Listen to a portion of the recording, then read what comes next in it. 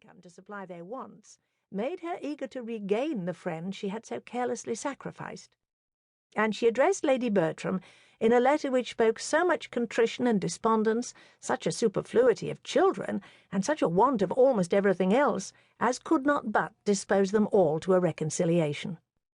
She was preparing for her 9th lying-in, and after bewailing the circumstance and imploring their countenance as sponsors to the expected child, she could not conceal how important she felt they might be to the future maintenance of the 8 already in being.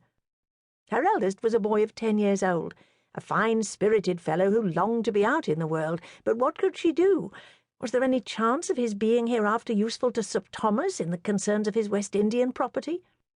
No situation would be beneath him. Or what did Sir Thomas think of Woolwich? Or how could a boy be sent out to the East? The letter was not unproductive. It re-established peace and kindness.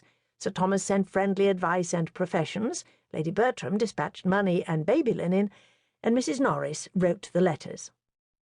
Such were its immediate effects, and within a 12-month a more important advantage to Mrs. Price resulted from it.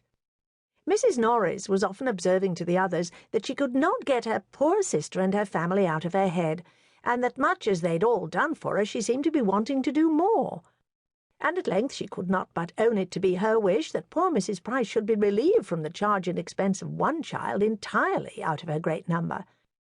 What if they were among them to undertake the care of her eldest daughter, a girl now 9 years old, of an age to require more attention than her poor mother could possibly give?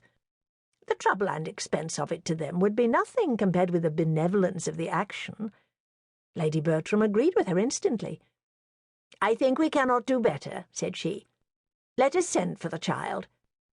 Sir Thomas could not give so instantaneous and unqualified a consent. He debated and hesitated. It was a serious charge. A girl so brought up must be adequately provided for, or there would be cruelty instead of kindness in taking her from her family. He thought of his own 4 children, of his 2 sons, of cousins in love, etc. But no sooner had he deliberately begun to state his objections than Mrs. Norris interrupted him with a reply to them all, whether stated or not. "My dear Sir Thomas, I perfectly comprehend you, and do justice to the generosity and delicacy of your notions, which indeed are quite of a piece with your general conduct. And I entirely agree with you in the main as to the propriety of doing everything one could by way of providing for a child one had in a manner taken into one's own hands. And I'm sure I should be the last person in the world to withhold my mite upon such an occasion. Having no children of my own, who should I look to in any little matter I may ever have to bestow but the children of my sisters? And I'm sure Mr. Norris is too just— But you know I'm a woman of few words and professions. Do not let us be frightened from a good deed by a trifle.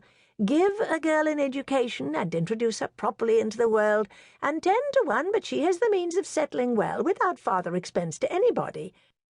A niece of ours, Sir Thomas, I may say, or at least of yours, would not grow up in this neighbourhood without many advantages. I don't say she would be so handsome as her cousins.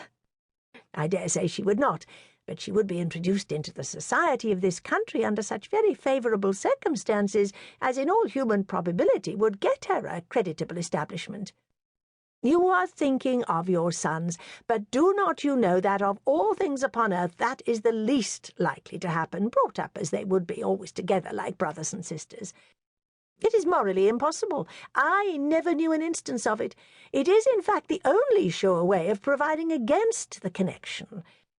Suppose her a pretty girl and seen by Tom or Edmund for the first time 7 years hence, and I dare say there would be mischief. The very idea of her having been suffered to grow up at a distance from us all in poverty and neglect would be enough to make either of the dear, sweet-tempered boys in love with her. But breed her up with them from this time, and suppose her even to have the beauty of an angel, and she will never be more to either than a sister." "There is a great deal of truth in what you say," replied Sir Thomas, "and far be it from me to throw any fanciful impediment in the way of a plan which would be so consistent with the relative situations of each.